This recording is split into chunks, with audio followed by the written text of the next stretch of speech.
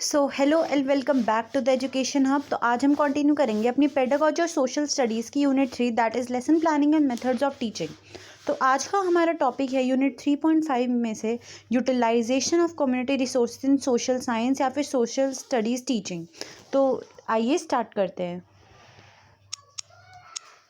जैसा कि हम जानते ही हैं, हम अकेले और जो सोसाइटी है, मतलब हर एक इंडिविजुअल और सोसाइटी, हम लोग एक दूसरे से बहुत ज़्यादा जुड़े हुए हैं। हम एक दूसरे से अलग नहीं हो सकती। क्यों? क्योंकि हम इस सोसाइटी में ही बर्थ लेते हैं, हम इस सोसाइटी में डेवलप होते हैं, एडजस्ट करते हैं हम अपने आप को इस सोसाइटी के अकॉर्डिंग। तो जो मैन है वो एक सोशल एनिमल भी कहलाया जाता है। और ये जो सोशलाइजेशन है, यानी सोशलाइजेशन मतलब अपने सोशल सराउंडिंग्स के साथ मिलजुल के रहना, ये एक बहुत ज़्यादा इंपॉर्टेंट पार्ट है। अब जो स्कूल होता है वो ज़्यादा हेल्प करता है स्टूडेंट्स को सोशलाइज होने में। ये उसे एक ऐसे इंटेलिजेंट मैन बनाता है कि वो सोसाइटी में लिव इन कर सके। अब जो एजुकेशन है वो ज़्यादा एम्फसाइज करता है कम्युनिटी और सोसाइटी ओरिएंटेड से। अब जो मॉडर्न सोसाइटी की स्टडी है, एजुकेशन उस पर भी ज़्यादा फोकस करता है।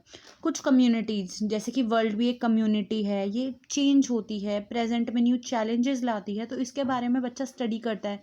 और जो कम्युनिटी है वो एक लैब की तरह फंक्शन करती है, जिसमें से डायरेक्ट नॉलेज हमें मिलती है अपने इन्वायरमेंट की।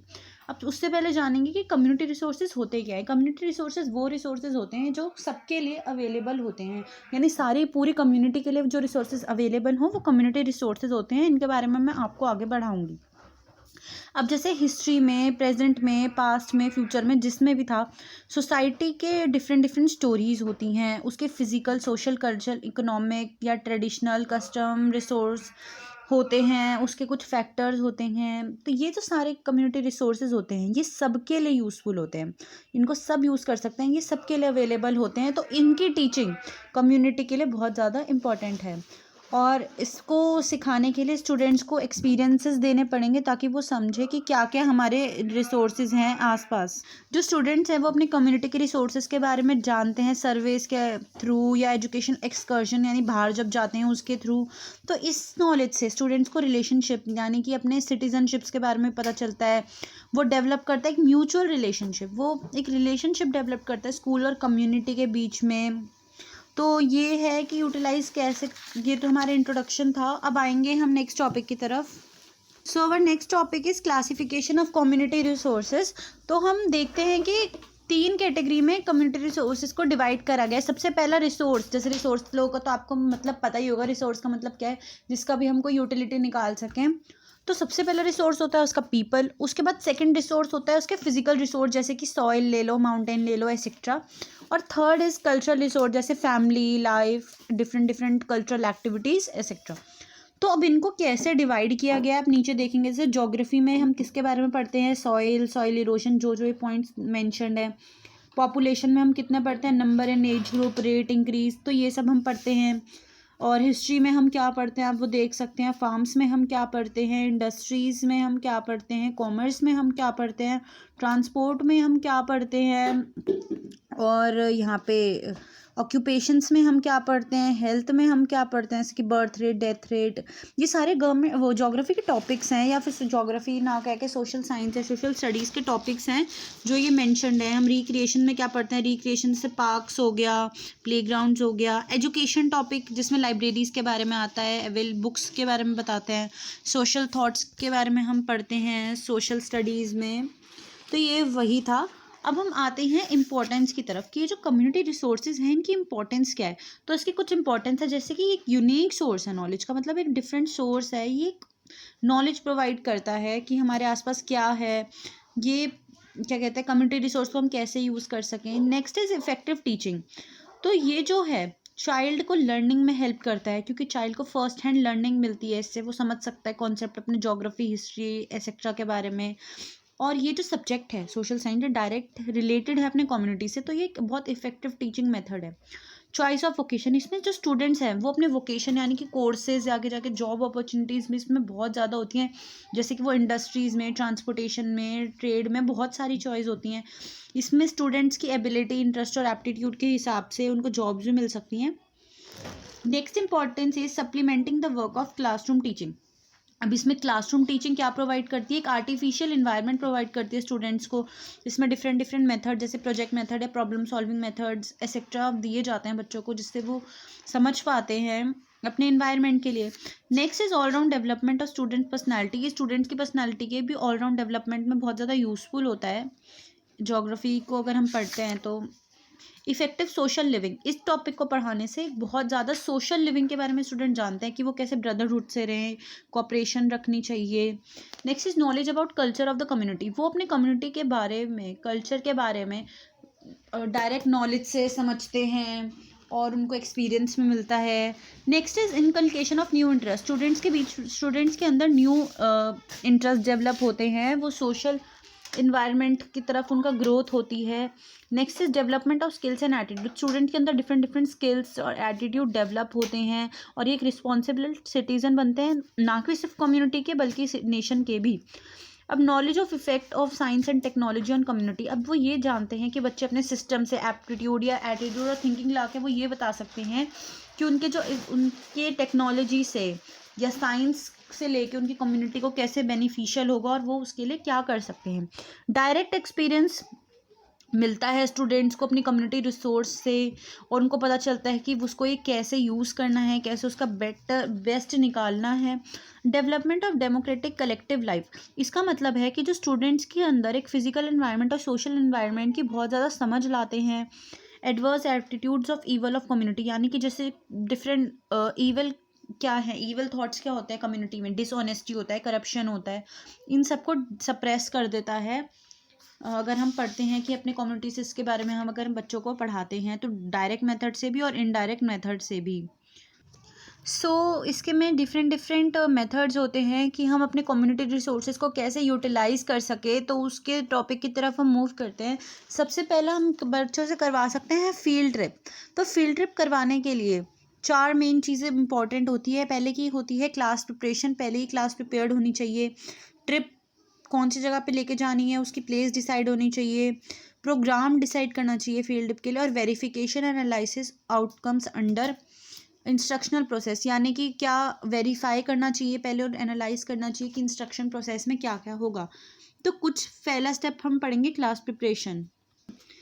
क्लास प्रिपरेशन में सबसे पहले फील्ड ट्रिप को प्लान करना चाहिए। जो टीचर है वो एरिया डिस्क्राइब करे बच्चों को कि कैसे हम कौन सी जगह पे पढ़ने जा रहे हैं, मतलब कौन से हम घूमने जा रहे हैं, या फिर टीचर को यूज़ करनी चाहिए पिक्चर या आर्टिकल स्टूडेंट्स को दिखाने के लिए कि हम यहाँ जाने वाले हैं। सेकेंड इज प्रिकॉशंस लेनी चाहिए स्टूडेंट्स को, बिना परमिशन के, प्रिंसिपल की परमिशन के बिना टीचर को कहीं नहीं लेके जाना चाहिए। उसके गार्डियन से हमें कंसेंट लेना चाहिए, उनको पहले ही एक्सपेंस यानी कि कितने मनी लगने वाला है वो बता देना चाहिए, और मैक्सिमम बेनिफिट्स निकालने चाहिए उस ट्रिप के। जो नंबर ऑफ़ स्टूडेंट्स है वो लार्ज होने चाहिए। अगर नंबर स्टूडेंट्स लार्ज हैं, ज़्यादा बच्चे हैं, तो टीचर भी ज़्यादा होने चाहिए। अब टिप्स फॉर सक्सेस, एक फील्ड ट्रिप में लिमिटेड सफिशिएंट टाइम दिया जाता है जिसमें बच्चों से क्वेश्चनिंग की जाए, एनालाइज करा जाए, बच्चों से ऑब्जर्वेशन करवाई जाए। थॉटफुल क्वेश्चंस बच्चों से पूछना चाहिए। बच्चों को ऑब्जर्वेशन कैसे करनी है, किस चीज़ की करनी है, वो टीचर को बताना चाहिए। इनसे क्या होगा, हमें मीनिंगफुल एक्सपीरियंसेस मिलेंगे। और अगर पॉसिबल है तो ट्रिप को रिटर्न फॉर्म में या फिर इनफॉर्मल वे में बच्चों से सुनना चाहिए कि आपने वहाँ पे क्या ऑब्जर्व करा, क्या एनालाइज करा। नेक्स्ट इज, पहला तो फील्ड ट्रिप पढ़ा, अब नेक्स्ट होता है हमारा, नेक्स्ट इज कंडक्टिंग अ सर्वे। हमें सर्वे करवाना चाहिए। सर्वे 2 टाइप के होते हैं। पहला होता है those which are related to the real और ऑब्जेक्टिव डाटा, जो रियल डाटा से ऑब्जेक्टिव रिलेटेड होता है, और सेकंड जो होता है जो कॉन्सेप्ट रिलेटेड होता है। ये दोनों बहुत ज़्यादा ज़रूरी होते हैं।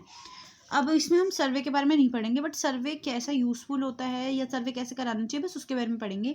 तो जब हम सर्वे करा रहे हैं तो हमें क्या क्या चीज़ें ध्यान रखनी है। तो सबसे पहला होता है मेथड, क्या मेथड हम यूज़ करेंगे अपने डाटा को कलेक्ट करने के लिए। जैसे इंटरव्यू है, क्वेश्चनेयर है, किससे कलेक्ट करेंगे वो ध्यान रखना चाहिए। सैंपल का साइज़ पता होना चाहिए बच्चों को।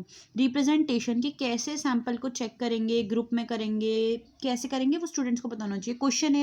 क्वेश्चनेयर जब बच्चे प्रिपेयर करते हैं यानी क्वेश्चन जिसमें लिखते हैं तो वो बहुत क्लियर होने चाहिए, उसमें कोई डाउट नहीं होना चाहिए उनके क्वेश्चंस में। एब्सेंस ऑफ प्रिजुडिस, उसमें कुछ भी कलेक्ट करते वक्त प्रिजुडाइज का जैसे कि आप लोगों को मतलब पता होगा कि हमें ये नहीं दिखाना कि हमें ये चीज़ पसंद है या नहीं, तो उसमें ये चीज़ बिल्कुल भी नहीं रहना चाहिए। अपना ओपिनियन हमें नहीं दिखाना कि हमें ये चीज़ पसंद है या नहीं, बिल्कुल हमें न्यूट्रल रहना है।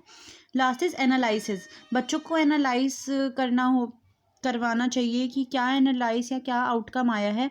The outcome represent the oral response of the sample, oral response से भी आ सकता है या मोरली या पॉलिटिकली भी हम देख सकते हैं, ऑब्जर्वेशन के थ्रू भी हम देख सकते हैं। So our third step is through conducting interview. जो इंटरव्यू होता है वो एक बहुत ज़्यादा यूजफुल वो सब्सटेंस होता है स्टूडेंट्स, ये स्टूडेंट्स में मैच्योरिटी को डेवलप करता है। और जो सक्सेसफुल इंटरव्यू के लिए पहले से ही बहुत ज़्यादा प्रिपरेशन होनी चाहिए। टीचर स्टूडेंट्स को बताएगी कि कैसे अपना इंटरव्यू प्रिपेयर करना है, रिटन कॉपी होनी चाहिए या क्वेश्चन एवर, या फिर क्या ट्रांसपोर्ट यूज़ कर सकते हैं। मॉक इंटरव्यू भी अरेंज कर सकती है टीचर क्लास से पहले। मॉक इंटरव्यू मतलब फेक इंटरव्यू, मतलब रियल में नहीं होगा, बट वो एक प्रैक्टिस के लिए होगा। सोशल स्टडीज़ की क्लास में क्या कहते हैं, ब्यूटिफिकेशन ऑफ विलेज एसेक्टा टॉपिक्स भी लिए जा सकते हैं, या फिर एनिमल्स के ऊपर भी हम इंटरव्यू कर सकते हैं। ये क्या इम्प्रूव करता है, ये स्टैंडर्ड इम्प्रूव करता है बच्चों के, और ऑलराउंड डेवलपमेंट में हेल्प करता है स्टूडेंट्स की। सो अवर नेक्स्ट टॉपिक है स्कूल कैंपिंग। स्कूल कैंपिंग से भी हम बच्चों को बहुत ज़्यादा समझा सकते हैं कि हमें कैसे यूटिलाइज़ करना है अपने रिसोर्सेज को, क्योंकि कैंप जो होता है वो भी एक बहुत ज़्यादा बड़ा पार्ट होता है हमारी कम्युनिटी का। इसमें स्टूडेंट्स को रियल एजुकेशन भी मिल सकती है। ये स्टूडेंट्स को डिफरेंट अपॉर्चुनिटीज़ देता है कि वो कैसे उसमें इंजॉय करें, प्ले करें, वर्क करें अपने रिसोर्सेज के, और उसमें इंटरेस्ट स्टूडेंट डेवलप करेंगे, प्रॉपर यूज़ कर पाएंगे और प्रिवेंशन मेथड यूज़ कर पाएंगे, को रिलेशन मतलब रिलेशन बिठा पाएंगे अपना और रिसोर्सेज के साथ।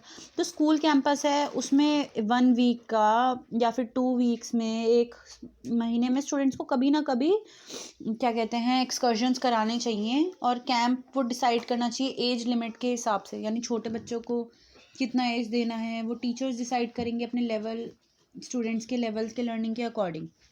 अब नेक्स्ट मेथड हम यूज़ कर सकते हैं inviting distinguish dignitaries to school, यानी डिफरेंट जो महान लोग होते हैं, जैसे कि हमारे कोई इंजीनियर हो गया, कोई टीचर हो गया, कोई आर्टिस्ट हो गया, कोई राइटर हो गया, उनको स्कूल्स में इनवाइट करना चाहिए और बच्चों को उनसे इंटरव्यू नहीं कहेंगे, उनके साथ एक सेशन करवाना चाहिए ताकि बच्चों को उनके बारे में पता चले, उनकी लाइफ के बारे में पता चले, बच्चे को समझें कि आगे क्या क्या ज़रूरत है, वो क्या क्या कर सकते हैं आगे, क्या क्या उनके पास अपॉर्चुनिटीज़ हैं, क्या स्कोप हैं बच्चों के पास, और क्या कहते हैं वो स्टूडेंट्स हैं वो ज़्यादा रिसोर्स को यूज़ कर पाएंगे बेटर वे में, क्योंकि उन्हें एक आइडिया मिल जाएगा। पेरेंट टीचर एसोसिएशन, एक पेरेंट टीचर एसोसिएशन बनानी चाहिए ताकि जो पेरेंट्स हैं वो कंट्रीब्यूट कर सके स्कूल की पॉलिसीज़ में, टीचर के साथ मिलके वो डिस्कस कर सके। उनको अपने बच्चों को एनकरेज करना चाहिए कि वो जाएं स्कूल्स में और एक्सप्लोर करें चीज़ें, इससे बच्चों को भी बहुत ज़्यादा नॉलेज मिलेगी, और जो टीचर्स होंगे, पेरेंट्स होंगे, वो ज़्यादा बेटर फील करेंगे, उन बच्चों को पढ़ाने में बहुत ज़्यादा आसानी होगी। Next is social service activities, different social service activities बच्चों से करवानी चाहिए, उन्हें न्यूज़ भी सुनानी चाहिए, उनको ऑडियो वीडियो यूज़ करके बताना चाहिए कि हमारे सोसाइटी में आजकल किन किन चीज़ों की ज़रूरत है। और कभी कभी स्कूल्स को बड़े लोगों के लिए भी, एडल्ट्स के लिए भी ये सारे प्रोग्राम्स करवाने चाहिए। Celebrating of fair festival and national days, school में जो है फेयर्स ऑर्गेनाइज करवाने चाहिए। कुछ स्कूल्स में फेयर्स अब ऑर्गेनाइज होते हैं, कुछ में नहीं होते, तो उन्हें भी ऑर्गेनाइज करवाना चाहिए। नेशनल डेज़ को सेलिब्रेट करवाना चाहिए ताकि बच्चों को उनके बारे में पता चले। और फेस्टिवल्स के ऊपर भी स्कूल वालों को कुछ फंक्शंस करवाने चाहिए। उसका मेन एम क्या होता है, स्टूडेंट्स को इन्जॉयमेंट के साथ ये भी पता चलता है कि हम ये क्यों सेलिब्रेट करते हैं, इसके पीछे का क्या मोटिव है, ये बच्चे जानते हैं। नेक्स्ट टॉपिक इज़ हमारा सोशल साइंस फेयर। तो बच्चे स्कूल में सोशल साइंस फेयर ऑर्गेनाइज करना चाहिए। इससे क्या होगा, सोशल साइंस फेयर में क्या होगा, डिफरेंट मेथड्स होंगे, पावर पॉइंट होंगी या फिर मॉडल्स होंगे, चार्ट्स होंगे। स्टूडेंट्स को उससे क्या होगा, बच्चे एनकरेज होंगे, वो पार्टिसिपेट करेंगे ऐसी एक्टिविटीज़ में। उसमें वो दूसरों को भी बता पाएंगे इन एक्टिविटीज़ के बारे में, उनको अपॉर्चुनिटीज़ होगी अपने प्रोग्राम्स भी ऑर्गेनाइज करवाने में या कुछ नए टॉपिक समझने में। ये ऑब्जर्वेशन में, स्टूडेंट्स के ऑब्जर्वेशन में भी बहुत ज़्यादा यूज़फुल होगा। ये कंपैरेटिव स्टडी कर पाएंगे कि कैसे कैसे सोशल साइंस के क्या क्या चीज़ें हैं जो बच्चे नहीं देख पाते अपने सराउंडिंग्स में, उनको देखेंगे कि अच्छा ये चीज़ है, ये दूसरी चीज़ है।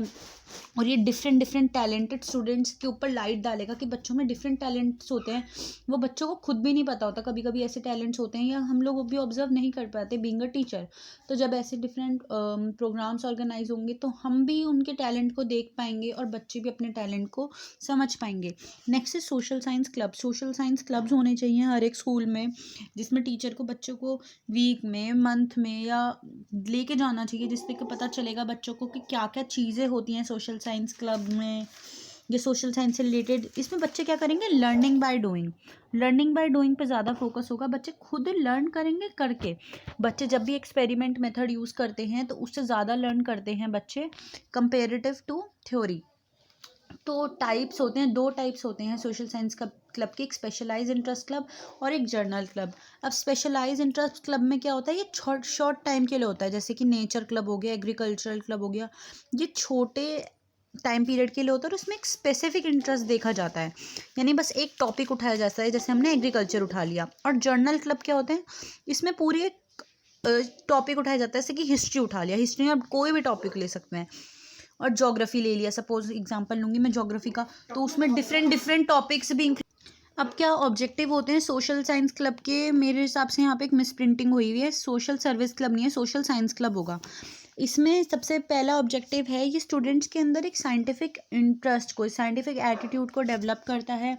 ये स्टूडेंट्स को एनकरेज करता है साइंटिफिक एक्टिविटीज़ के लिए, ये ज़्यादा ऑब्जर्वेशन में कि हम बाहर कैसे चीज़ें वर्क करती हैं, वो ब्रॉड आउटलुक स्टूडेंट्स का डेवलप करता है।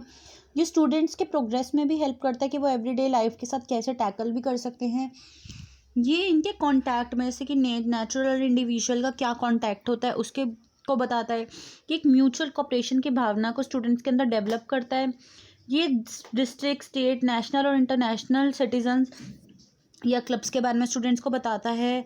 ये इन्वेंशन, डिस्कवरी और क्रिएटिविटी पे बहुत ज़्यादा फोकस करता है। अब क्या क्या एक्टिविटीज़ होती हैं एक सोशल साइंस क्लब, तो फिर क्या कहते हैं, सोशल साइंस में क्या होना चाहिए, क्लब्स में ऑर्गेनाइज करना चाहिए, उसमें लेक्चर ऑर्गेनाइज करना चाहिए, सेमिनार वगैरह हमें ऑर्गेनाइज करनी चाहिए, डिबेट भी हम ऑर्गेनाइज करवा सकते हैं, एक्सकर्जन्स करवानी चाहिए। एक्सकर्जन्स में क्या होता है, बच्चों को बाहर लेके जाते हैं।